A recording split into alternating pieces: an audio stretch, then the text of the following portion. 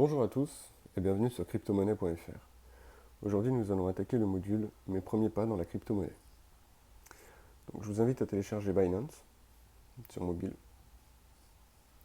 Quand vous l'avez téléchargé et que vous vous êtes inscrit, vous arrivez sur cette page-là. Tout de suite, je vous invite à cliquer sur le petit bonhomme et à passer sur Binance Pro. Comme ça, vous aurez exactement le même écran que moi et nous pourrons avancer ensemble. Donc là, vous arrivez sur l'écran d'accueil. Donc là, vous aurez votre solde de crypto-monnaie. Les crypto-monnaies en tendance, celles qui sont en hausse sur les dernières 24 heures, en baisse sur les dernières 24 heures. Vous pouvez faire défiler le menu pour voir les nouveaux listings, les volumes. Alors là, Dodge, à mon grand désespoir, a beaucoup de volume parce que Elon Musk en a encore parlé. Bref, on reviendra sur les mêmes coins. Les différentes capitalisations, donc forcément Bitcoin est la plus capitalisée, ensuite Ethereum, et ainsi de suite. Donc là, du coup, on est sur les plus grosses capitalisations des crypto-monnaies, sans compter les stablecoins. Et là, du coup, on a l'apparition des stablecoins. Hop. Si vous cliquez sur afficher plus, vous avez les stablecoins qui apparaissent, sinon vous avez les 3, 4, 5, les 6 plus grandes capitalisations sans les stablecoins. Et si vous cliquez sur afficher plus, du coup, vous avez le classement avec les stablecoins. Donc USDC, USDT. Bref, c'est pas le plus important. On s'en fiche un peu. Là, ce sera pour acheter. Donc ça, c'est un peu mes favoris. Sinon, vous en aurez pas, donc vous serez dans Spot. Dans Spot, vous aurez ça. Vous cliquez sur Recherche. Vous tapez BTC slash. Là, vous avez le BTC sous toutes ses formes. BTC contre de l'USDT, BTC contre du TUSD, BTC contre l'USDC, et ainsi de suite. BTC contre de l'euro. Si vous cliquez sur la petite étoile là, ça le mettra en favori. Et du coup, ça l'ajoutera dans cette liste-là, comme moi ils sont. Vous pouvez créer ainsi votre liste de crypto-monnaies favorites. Donc moi, je vous conseille de mettre principalement BTC, ETH, Multiversix, Polkadot, Atom. Après, on en verra d'autres. Theta, vous pouvez la mettre. Mais on regardera exactement comment est-ce qu'on investit sur différentes crypto-monnaies. Et notamment, pourquoi est-ce que j'ai investi sur Theta, pourquoi j'ai investi sur GLD, BTC, Ethereum. Normalement, tout sera disponible sur le site. La partie future, vous y touchez pas. Et tout le reste, normalement, vous ne devez pas y toucher. Donc, si par exemple, vous voulez acheter, soit vous allez dans Trade, donc soit vous les mettez en favori. Et là, par exemple, on va prendre EGLD. Et du coup, excusez-moi, hop. Et du coup, vous cliquez sur acheter. Et là, du coup, vous pouvez acheter avec votre solde. Donc, si par exemple, je vais acheter 2 EGLD, je clique sur 2. Donc là, on voit bien que c'est marqué montant en EGLD. Ok. Donc, ça veut dire que je vais acheter 2 EGLD. Hop. Vous cliquez sur Market si par exemple vous voulez faire un achat en limite, c'est-à-dire je ne veux acheter un EGLD seulement si le prix est à 20 euros du coup, puisqu'on est sur le EGLD face à de l'euro.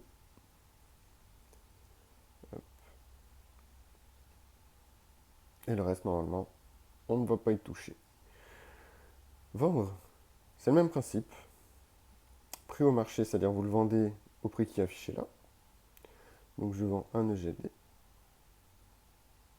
au prix du marché. Ou, en limite, je vends un EGLD quand il atteindra les 1000 euros. Alors souvent, je vais parler en dollars et pas en euros. Là, pour l'exemple de la vidéo, j'ai mis en euros. Parce qu'au début, quand on investit dans les crypto-monnaies, on a besoin de parler en euros. Vraiment. c'est indispensable. Vous avez besoin de ça, parce que si on parle en dollars, vous ne savez pas vraiment à quoi ça correspond, et du coup, vous allez convertir après les euros en dollars dans votre tête, et ça risque d'être compliqué pour vous. On l'a tous fait au début. N'importe qui peut dire le... On l'a tous fait, vraiment. Et au fur et à mesure, en fait, vous allez progressivement passer en dollars, parce que tout le monde parle en dollars, et c'est plus facile, vraiment. Notamment que quand vous allez vendre vos crypto-monnaies, si vous les vendez en euros, vous allez payer la flat tax sur vos plus-values. La flat tax, il faut bien comprendre que c'est 30%. Alors que,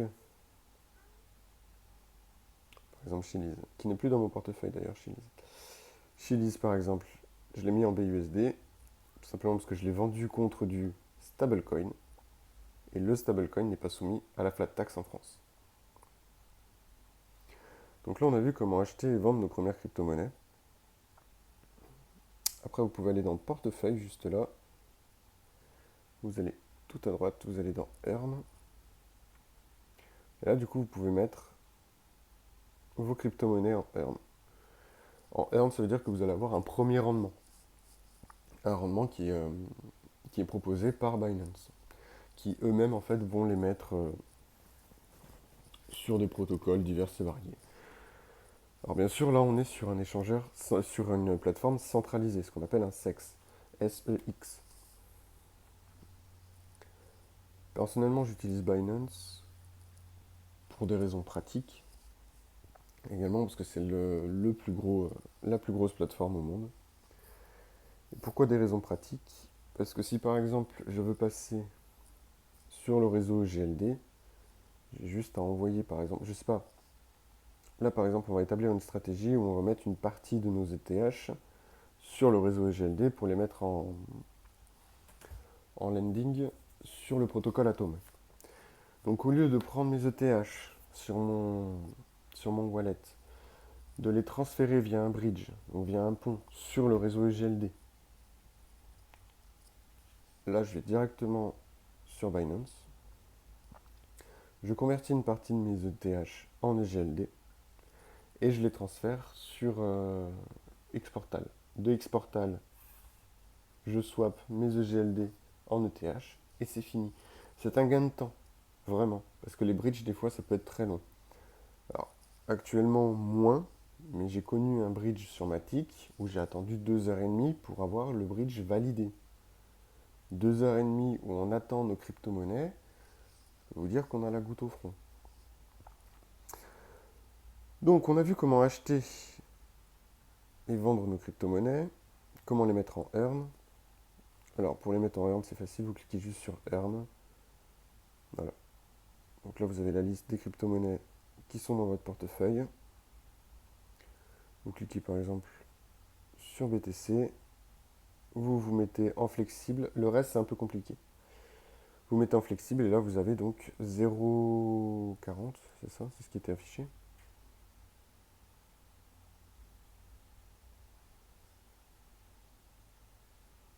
0,29. Non, 0,44. Vous avez 0,44 de rendement sur BTC. Sachant que BTC, techniquement, il n'y a pas de rendement dessus parce qu'il n'y a pas de stacking dessus. Donc il faut tout mettre en DeFi si vous voulez récupérer des choses. Sinon, il faut les mettre en pool de liquidité comme ça. Je vous expliquerai plus tard pourquoi est-ce que j'ai mis celle-là. La chose qui pourrait vous intéresser, vous. Donc vous retournez sur la page d'accueil. Vous cliquez sur menu. Ça va vous afficher le grand menu de Binance. Donc vous descendez jusqu'à la partie Binance Earn et vous allez sur le petit cochon. Donc vous arrivez sur cette page, vous cliquez sur Auto Invest. Là du coup on va mettre un plan d'épargne. Donc le plan d'épargne, vous pouvez l'établir sur plusieurs choses, soit que sur une crypto-monnaie, soit sur plusieurs crypto-monnaies.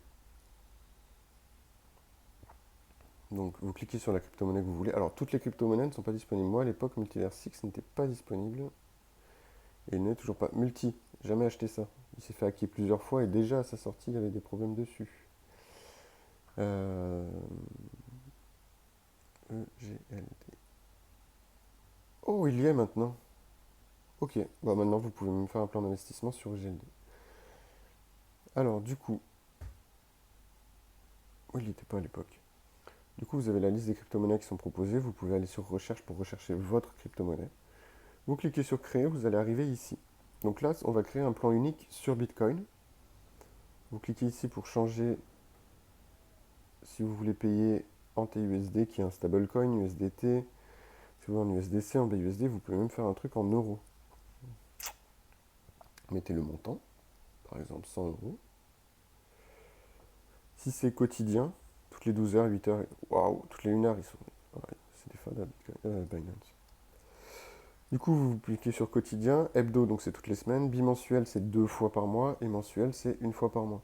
Si vous cliquez sur bimensuel, vous avez vu que c'est marqué mercredi.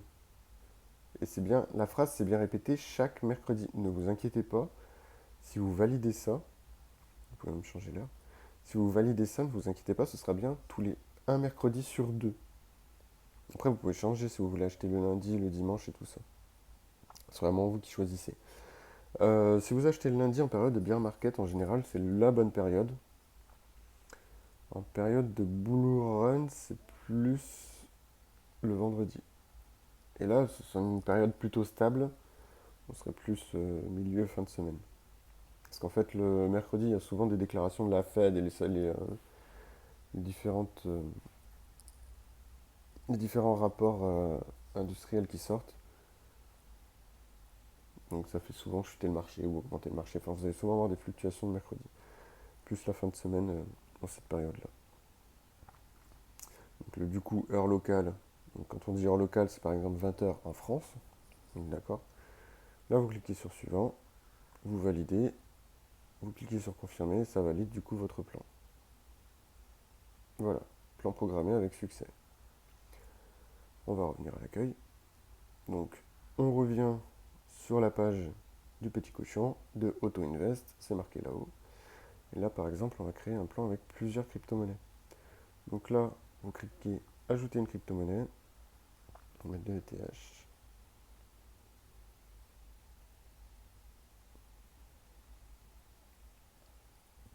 Oui, oui, je cherche le GLD. Oh, ils auraient pu les mettre par ordre alphabétique quand même. Oh, il y était. Hum.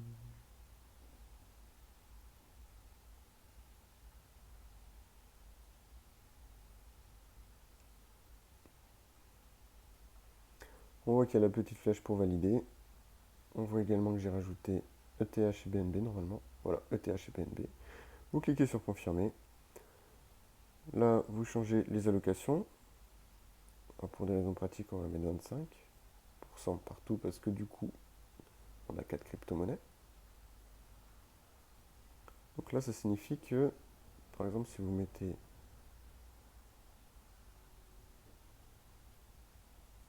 100 euros, donc ça c'est quotidien, on va changer également. On va mettre en hebdo. On va mettre le jeudi.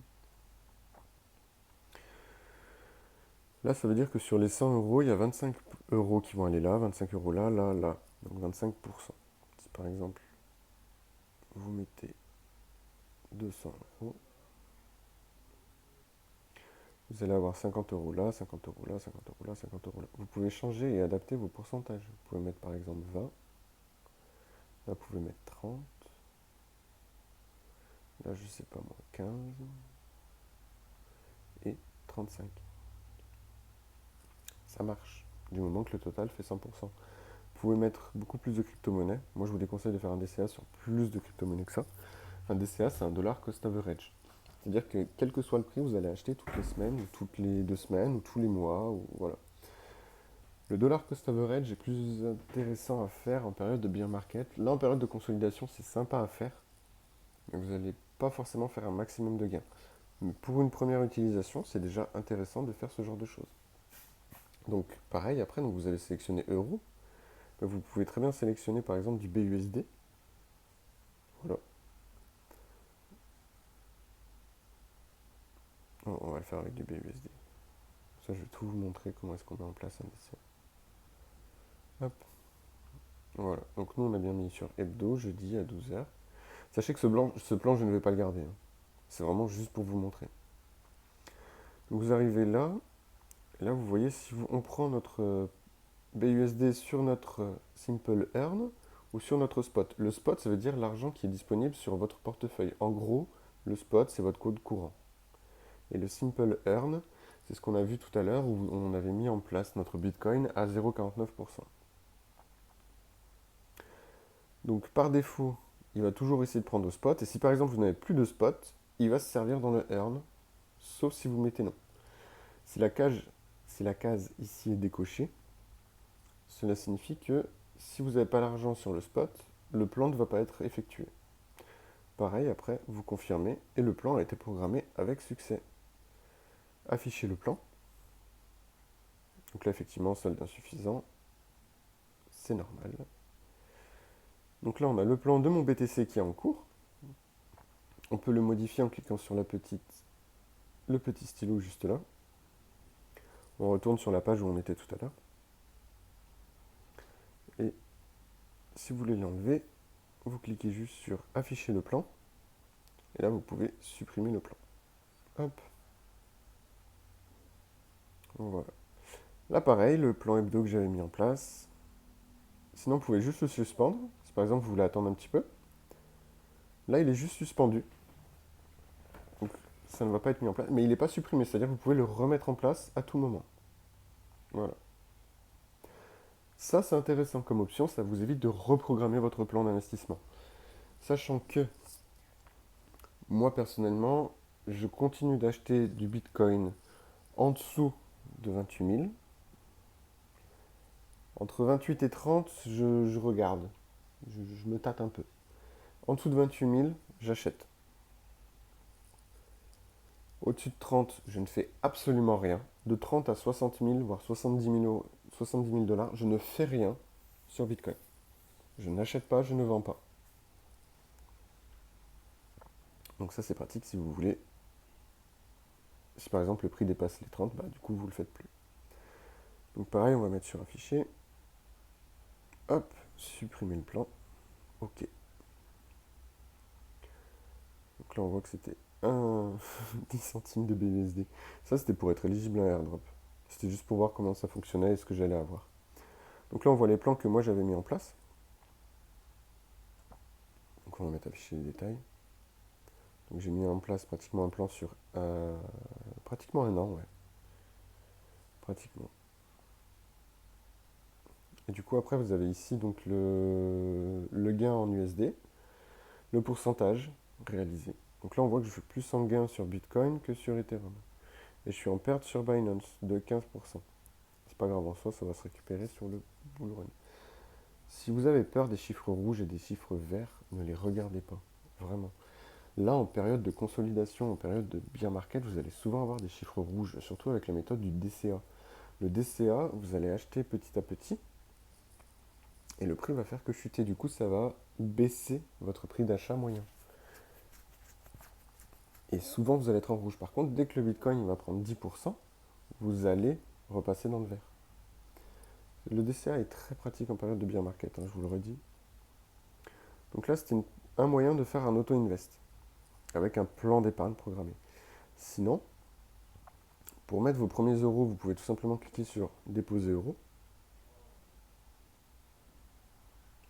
Donc ça vous amène sur la virement bancaire, carte ou EasyBank. Vous choisissez, vous faites votre lit. Je ne vais pas vous montrer. Sinon, vous pouvez acheter avec des euros. Ça, c'est pas mal. Ça permet également de faire un plan d'investissement sans se prendre la tête. Donc là où vous choisissez, par exemple, du Bitcoin, vous mettez le montant que vous voulez. Par exemple, 50 euros de Bitcoin. Donc si c'est un achat ponctuel. Ou, pareil, quotidien, hebdo, mi-mensuel, mensuel. Et là, vous choisissez pareil. Bimensuel, c'est par exemple c'est tous les mercredis à 19h. Donc là, c'est ce qu'on appelle un achat récurrent. Donc toutes les 2 semaines, le mercredi à 21h, ça va directement m'acheter 50 euros de Bitcoin. Voilà. Vous pouvez faire ça vraiment tout 2023, 2024, on va dire jusqu'à 2 mois avant le halving, normalement. Après le halving, il se peut qu'il y ait une chute, là il faudra regarder les métriques on-chain. Mais il se peut qu'il y ait une chute du prix.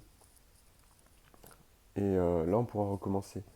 Mais arrêtez 2 mois avant le halving du Bitcoin. Le halving du Bitcoin, il devrait arriver au mois d'avril, mai 2023, 2024. Du coup, moi, je vous conseille d'arrêter, enfin, franchement, arrêter dès janvier, février.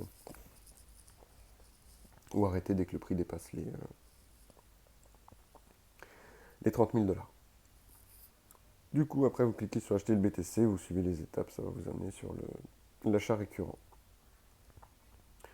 Je pense que je vous ai montré les bases de Binance. On a vu comment acheter, comment mettre en favori. Donc là, c'est si vous voulez acheter directement en trade. Si vous voulez vendre aussi, je vous ai montré. Le futur, vous n'y allez pas. D'accord? Pas besoin d'aller dans les futurs. Là, c'est le portefeuille. Vous avez l'aperçu de votre portefeuille. Qu'est-ce qu'il y a en spot, qu'est-ce qu'il y a en earn, et ainsi de suite. Et donc là, moi, vous voyez par exemple que j'ai beaucoup de spots. Mais en fait, dans mon spot, j'ai beaucoup de BETH pour le moment. C'est en attendant de trouver un meilleur rendement. Là, c'est le spot. Donc le spot, c'est ce que vous avez en portefeuille. Vous pouvez faire un dépôt, un retrait. Un dépôt. Si par exemple vous voulez déposer des crypto-monnaies, c'est vrai que je ne voulais pas montrer ça. Par exemple, vous cliquez sur ETH. Je ne vous ai pas montré où il était. Donc vous cliquez ici sur ETH. Vous choisissez le réseau que vous voulez. Donc là, en général, c'est compliqué, les gens hésitent. Si vous ne savez pas, regardez tout simplement dans le réseau que vous êtes de base. Logiquement, ce serait de l'Ethereum. Donc ERC20. Le réseau ERC20, c'est le réseau de Ethereum. D'accord? Arbitrum, vous le serez si vous êtes sur Arbitrum, et Optimist aussi. D'où l'utilité d'utiliser Binance, par exemple, si vous voulez basculer des Ethereum sur Arbitrum. Sans utiliser un bridge, vous passez par Binance, et Binance le fait pour vous, en fait. Ça, c'est la Binance Smart Chain. C'est ce qui va permettre d'aller sur la DeFi de Binance, du BNB. Et là, c'est la Bitcoin Chain, c'est la chaîne principale. Si par exemple vous voulez déposer des euros, vous pouvez également. Et du coup, on va retomber sur. Enfin, voilà, devise fiat, juste là. Hop, des euros. Et vous retombez sur la page de tout à l'heure, tout simplement. Si par exemple vous voulez effectuer un retrait en crypto-monnaie, donc en fonction de ce que vous avez, en devise fiat,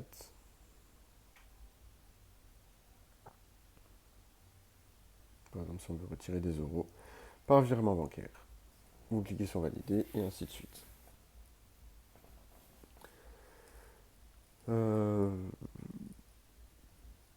Financement.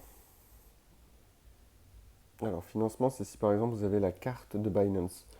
Ce que je vous conseille d'utiliser, la carte Binance, elle est sympa. Parce que la carte Binance, on va y accéder. Hop. Ok, je peux pas vous montrer la carte Binance. Ok. Du coup, si vous utilisez la carte Binance, je peux pas vous montrer la carte Binance parce qu'il y a mes données personnelles qui sont affichées dessus, je peux pas les cacher. Et flouter l'écran, sachant que je vous montre des choses, c'est pas intéressant. Je vous laisserai naviguer dedans et vous regarderez exactement ce qu'il y a. Au niveau de la carte Binance, ce qui est intéressant, c'est que vous avez un cashback. Et moi, c'est pour ça que je garde des BNB en portefeuille et je garde des BNB en fonction du palier de cashback. C'est 1, 2, 10, 20, 50, je crois que c'est ça. Je vous laisserai vérifier pour être sûr. Pourquoi est-ce que je fais ça? Tout simplement parce que quand j'utilise ma carte bancaire, au lieu d'utiliser ma carte de ma banque, je préfère utiliser la carte Binance, même si c'est pour utiliser des euros. Et surtout, j'utilise que des euros pour éviter d'avoir la flat tax. C'est-à-dire, grosso modo, il y a une partie de mon salaire, je sais qu'il va être dépensé par exemple sur Amazon, sur, pour Carrefour, quand je fais des courses, Leclerc ou ainsi de suite, je bascule une partie de ma paye sur, euh, sur Binance. Après, je clique sur transférer. Et du coup, de spot à financement, je mets des euros et je mets le montant que je bascule sur le financement. Le financement, je vous rappelle que c'est la carte Binance. Et après, j'utilise cette carte Binance justement pour avoir un cashback qui est fait en BNB. Donc ça me permet d'augmenter mon back de BNB, tout simplement en achetant quotidiennement des choses. Ou même si c'est pas quotidiennement, en achetant n'importe quoi. Dès que j'utilise ma carte Binance, du coup, j'augmente mon solde de BNB. L'avantage qu'il y a également avec la carte de Binance, c'est que vous avez accès à votre solde en temps réel. Quand je dis en temps réel, ça signifie que si par exemple vous faites un achat à une machine à café et que la machine à café ne vous délivre pas votre café, instantanément sur votre application Binance, sur l'onglet carte ici, vous avez le débit qui est noté. Instantanément.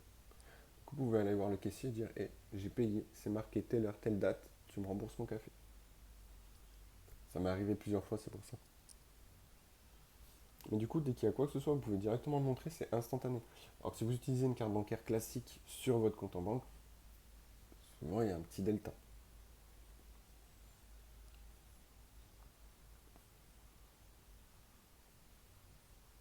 Là, je crois qu'on a vraiment fait le tour des utilisations de Binance.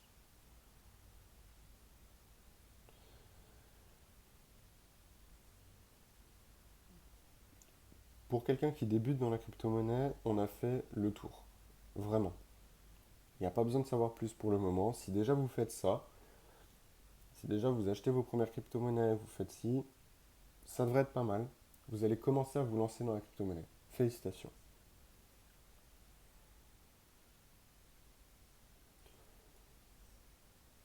On passera une deuxième étape dans le pas à pas où on va regarder comment est-ce qu'on crée un portefeuille on-chain. Mais là, du coup, il y a une question de sécurité et elle est super importante. Ici, la seule sécurité que vous avez, c'est votre mot de passe, votre Touch ID, et je crois que c'est tout. Ce qui est déjà beaucoup. Personnellement, avec Binance, je ne me suis jamais fait hacker ou quoi que ce soit parce que j'essaie de garder mes données privées. Forcément, si on veut garder un compte sécurisé, il faut éviter de donner son mot de passe ou d'utiliser le même mot de passe de partout. C'est la base. Donc, utilisez bien un mot de passe, on va dire différent pour Binance. Pas obligé de prendre une boîte mail différente, hein. Après, évitez de faire n'importe quoi sur Internet. Évitez de télécharger n'importe quoi. Et un conseil avec Binance, souvent il y a des traders qui vont vous dire oui, du coup on partage la clé API, comme ça ce que je fais sur mon compte tu l'auras également. C'est vrai, ça marche, c'est possible. Euh, C'est-à-dire que vous pouvez partager une partie de votre compte à quelqu'un pour que dès que lui achète, ça fasse exactement la même chose sur votre compte. C'est possible, c'est vrai, c'est pas un hack, mais je vous conseille de faire très attention à ça parce que cette fonctionnalité de Binance et seulement cette fonctionnalité-là a déjà eu une faille de sécurité. Une faille de sécurité qui a été exploitée et qui a permis de vider quelques comptes de Binance. De toute façon, on va laisser le minimum sur Binance à terme. Pour l'instant, vous pouvez y aller, il n'y a pas de souci, faites attention juste à votre mot de passe, tout ça. Faites également attention à ce que vous entendez sur Binance, il y a beaucoup de FUD. Le FUD, c'est des... J'ai les termes en anglais, j'ai plus en français, c'est horrible. C'est les news. Tout le monde comprend les news. C'est des... Ouais, c'est des news. Sur Binance, du coup, ce sont des news qui sont très mauvaises. C'est juste du FUD. Normalement, il n'y a pas de souci avec Binance. Cependant, on a bien vu que FTX, c'est tombé. C'était la deuxième plus grosse plateforme. Donc c'est pour ça que je vais vous montrer la deuxième vidéo pour créer un portefeuille on-chain, sécuriser ce portefeuille on-chain, laisser le minimum sur Binance. Ok. Et une fois que vous avez laissé le minimum sur Binance, vous serez plus serein. Ok. Bon, je pense que la vidéo est assez longue, on va arrêter là. Et, et puis je vous dis à la prochaine.